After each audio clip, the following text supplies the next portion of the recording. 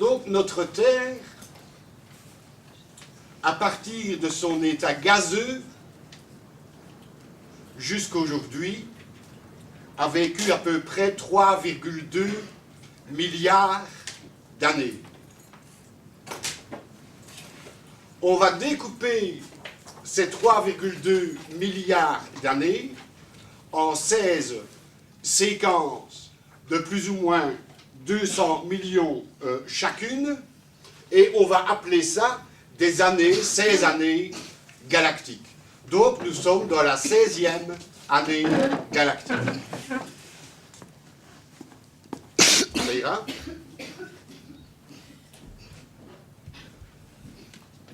Pas assez de kazoo?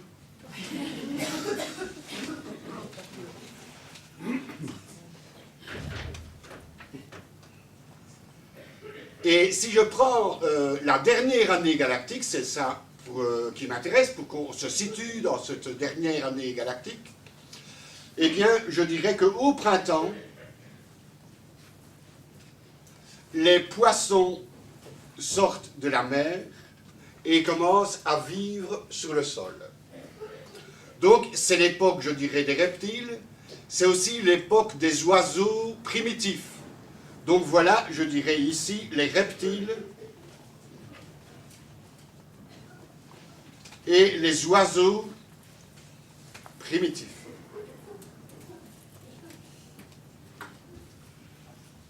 Ce qui correspond à l'été,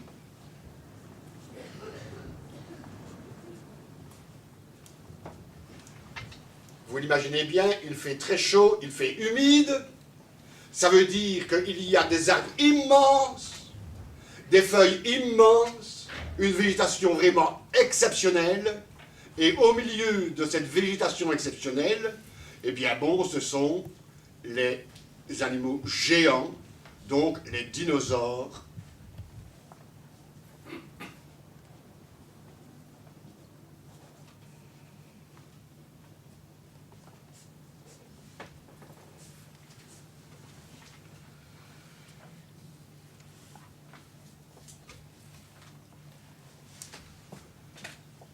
Début du mois de septembre,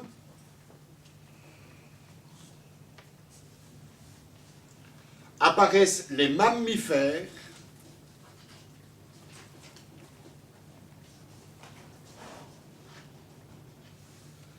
début du mois d'octobre, les singes, les préhommes,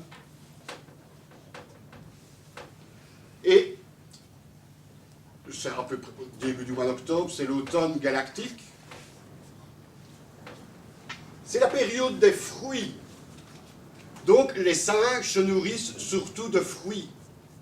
Ils montent dans les arbres et ils profitent de la cueillette. L'homme maintenant, eh bien il va apparaître ici en début du mois de décembre.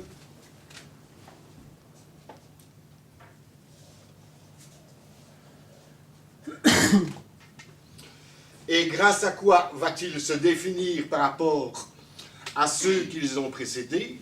Parce qu'il va se trouver début du mois de décembre dans un environnement où il va manger les petites graines contractées. Et qu'est-ce que sont ces graines contractées? Bien, ce sont surtout les céréales. Il y aura bien sûr le riz. Si on va dans le bassin méditerranéen, on verra le millet. Si on va dans l'Amérique du Sud, on va trouver le maïs.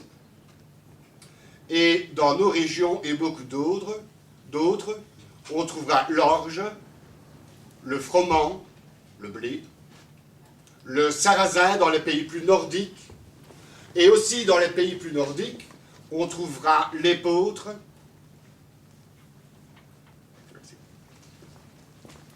et le seigle. Donc voilà grosso modo les céréales que l'homme a commencé à manger et qui sont venus densifier sa tête, densifier son cerveau. Si l'homme est humain, c'est grâce à ces petites céréales concentrés et contractés qui ont permis un développement exceptionnel de son cerveau par rapport à tous les autres êtres humains. Voilà finalement le chemin que nous avons à faire. Je dirais que nous n'en sommes que début du mois de décembre et nous avons encore, je dirais, à développer les différentes orbes, les différentes sphères qui existent dans notre cerveau.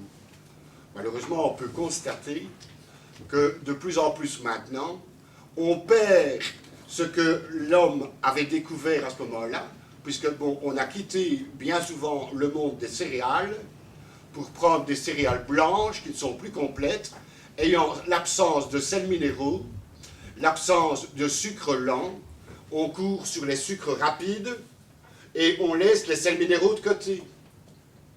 On va sur le chocolat, on va sur les graisses et on laisse les légumes qui sont l'apport en sels minéraux de côté.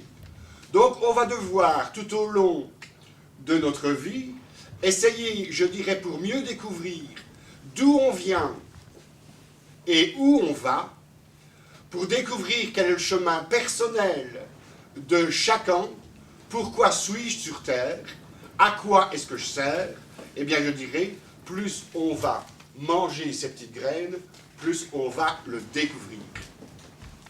Donc, au premier cours, on a vu que l'immense énergie du ciel rentrait par la spirale des cheveux et qu'elle était surtout, donc l'énergie du ciel, et qu'elle était surtout créatrice de ce qui est masculin, de ce qui est vers le sol. Si je dessine la Terre, donc l'énergie va passer à travers l'homme,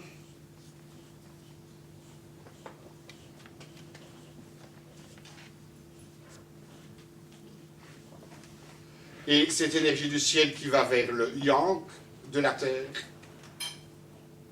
donc cette énergie yin, passe par tout le canal spirituel le long du dos, le long de la moelle épinière,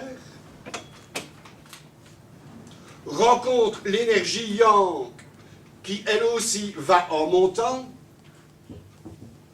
fusionne dans des nœuds, dans des noyaux qu'on appelle les chakras, et à partir des chakras, cette énergie-là est distribuée dans tout le corps, en quelque sorte dispatchée à travers tous les méridiens.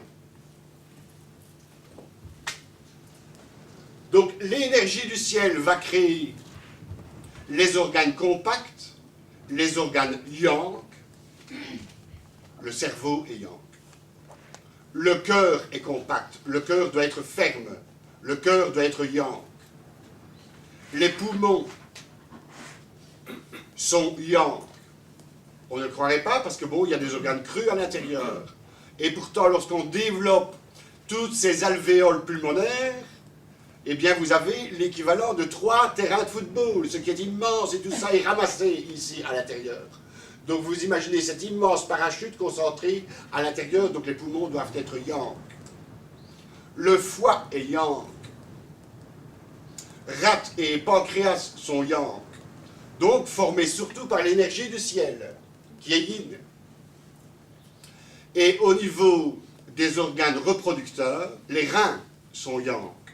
Et au niveau des organes reproducteurs, bien sûr chez l'homme, ce sera prostate et les testicules. Si par contre l'énergie yang de la Terre est dominante, on a dit qu'elle va produire davantage la femme.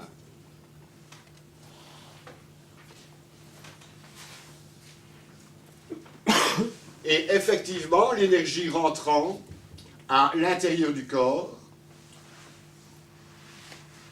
va créer les organes qui sont, bien sûr que l'énergie du ciel est toujours présente, mais moindre. Les organes qui sont des poches, les organes qui sont creux, les organes qui sont yin. Donc l'entrée, les organes sexuels féminins, ce sont des ouvertures, ils sont à l'intérieur, donc ce sont tous des éléments qui sont yin.